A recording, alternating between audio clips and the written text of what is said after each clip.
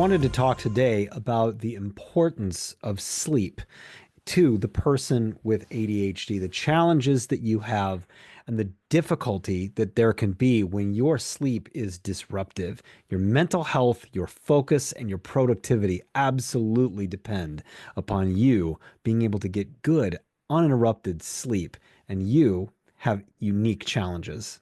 Firstly, the difficulties that you have as an ADHD person with getting to sleep and staying asleep, it's multiple different things. Oftentimes, we have a dysregulated circadian rhythm.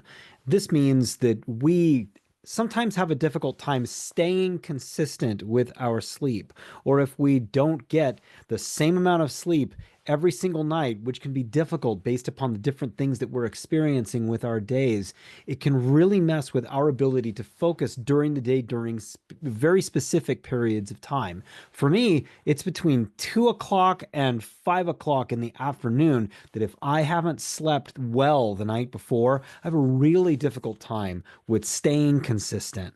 We also have hyperactive racing thoughts all the time. This interferes with going to sleep and staying asleep. We wake up in the middle of the night thinking about things, often perseverating on certain things, sometimes social situations, sometimes things that we're worried about that maybe we said the wrong thing or we thought that we said the wrong thing. We think maybe somebody's angry with us or we've got something that we really think is going wrong. The anxiety begins to churn, the cortisol begins flowing, and it's really difficult for us to stay asleep. If we're going through a lot of stress and tension, the ability for us to go to sleep and stay asleep is something that is really, really difficult and super critical for us to do.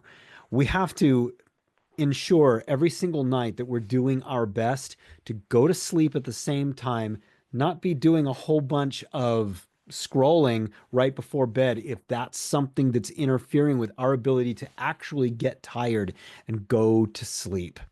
Our inconsistent wake up schedules can be that we wake up with a pump of cortisol right around between 1 o'clock and 3 o'clock a.m. And then, boy, it is really, really difficult for us to get back to sleep. Sometimes, if it's right for you, a little bit of melatonin can help in those times. As soon as we wake up, if we can get a little bit of melatonin in to go back to sleep, that really, really helps. We need that sleep. Another thing that can really help is having a heavy blanket that's over us.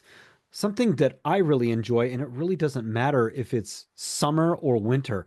I've got a huge comforter over me, and sometimes that can get hot during the summertime. But for me, having that weight over me is something that makes me really feel consistently in my body and really in this like tight little cocoon. That sensory thing can really make a difference in making us really not kind of like mind travel, actually moving us more inside of ourselves and making us feel honestly more safe, more surrounded because of our different sensory issues. If you're waking up during the night because of stress, you really, really need to change something because your decreased level of consistent sleep is going to be more hard on you than it is on many of the people around you. You're going to have decreased focus in a world that is already difficult to focus in. You're going to have real challenges with executive functioning. And you're going to also have difficulties with emotional regulation, irritability, and mood swings.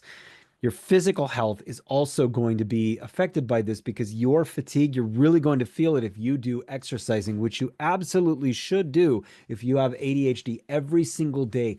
Get active and get your blood pumping a little bit. But you're going to feel that when you're working out if you haven't had consistent sleep the night before.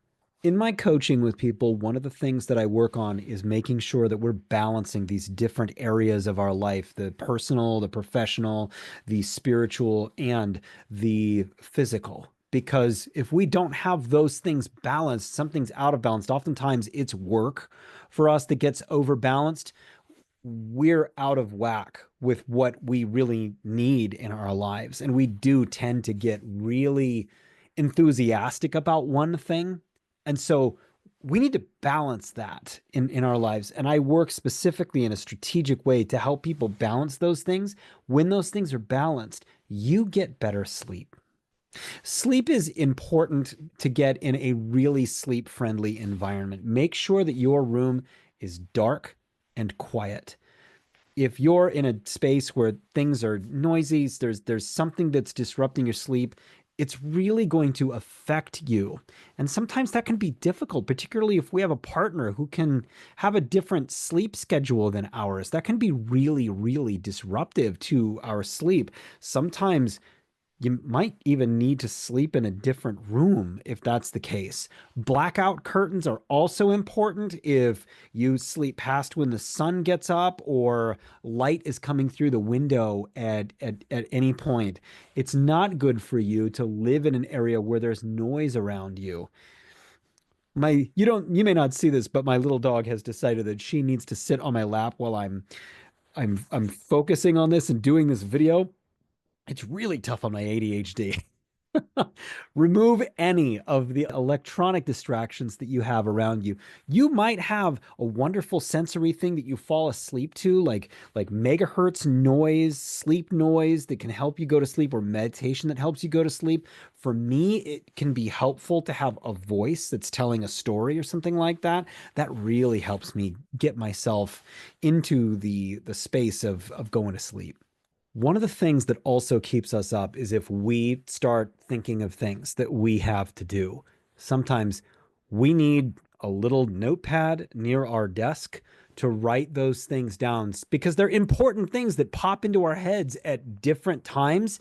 Write those things down so that you can forget it and just go to sleep. You're not going to be worried that you're not going to remember it when you get up because it's actually sitting right there. This is called the brain dump technique, which is you write these things down at your bedside and so that you don't have to carry it in your mind. Journal your thoughts, your feelings, if you have time to do that before you go to bed. And so you've done some amount of processing. It's not going to keep you up at night. Rule out whether or not your lack of sleep has something to do with your diet.